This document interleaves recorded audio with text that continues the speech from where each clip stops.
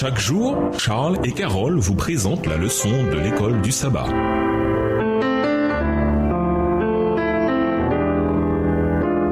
Bienvenue à votre émission. Dieu nous parle. Nous voilà la leçon de mercredi, le commencement et initiateur. Lisons Colossiens 1, verset 18. Christ est la tête et le commencement. Quel est le lien entre les deux? Colossiens 1, le verset 18. Il est la tête du corps de l'Église. Il est le commencement, le premier-né d'entre les morts, afin d'être en tout le premier. En hébreu, les termes pour être, Rosh, et commencement, Ressus, sont liés. C'est dans Genèse 1, verset 1 que le mot commencement apparaît pour la première fois. Au commencement, Ressus, Dieu créa le ciel et la terre. Et Jésus est la tête de l'humanité et de l'Église, non seulement par l'incarnation, mais aussi parce qu'il est le Créateur. En grec, le terme pour commencement, arché, a un sens assez large. Ici, commencement renvoie à Jésus comme la source de l'initiateur de l'Église, Colossiens 1, le verset 18, et par conséquent comme sa tête, son chef, tout comme il est le commencement ou initiateur de la création. Jésus n'est pas seulement l'initiateur sur le plan de la création et de l'Église, mais il est également, par sa résurrection d'entre les morts, Romains 6, versets 3 et 4, l'initiateur de la nouvelle création. Puisque le salaire du péché, c'est la mort, sa victoire sur la mort montre également sa victoire sur le péché et sa puissance pour nous recréer à son image. Tout cela démontre pourquoi il est le premier-né d'entre les morts, voir l'étude de lundi pour l'insignification de premier-né. Sa résurrection est supérieure, bien qu'elle ne soit pas la première. Moïse fut le premier ressuscité, d'où la dispute avec le diable à propos de son corps. Jude, verset 9. Sans la résurrection de Christ, personne d'autre ne pourrait être ressuscité d'entre les morts. Il est bon à ce stade de revoir brièvement toutes les raisons que Paul donne à la prééminence de Jésus. Premièrement, il est la manifestation parfaite du Dieu invisible. Deuxièmement, c'est par lui que toutes choses ont été créées. Troisièmement, il existait avant toutes choses et toutes choses ont été réunies en lui. Quatrièmement, il est le chef, la tête de l'Église qui est son corps. Cinquièmement, il est l'initiateur de la création et de la recréation. Sixièmement, il a vaincu le péché et la mort et a ainsi gagné le droit de ressusciter tous ceux qui mettent leur confiance en lui, le Sauveur. Et septièmement, Jésus a toujours existé, mais aujourd'hui, en vertu de tout cela, il a obtenu la prééminence en tant que chef tête de l'humanité et chef tête de l'Église. Quel changement devez-vous mettre en place pour mieux faire l'expérience de la prééminence de Christ dans votre vie personnelle? Au revoir. Et à demain si Dieu veut.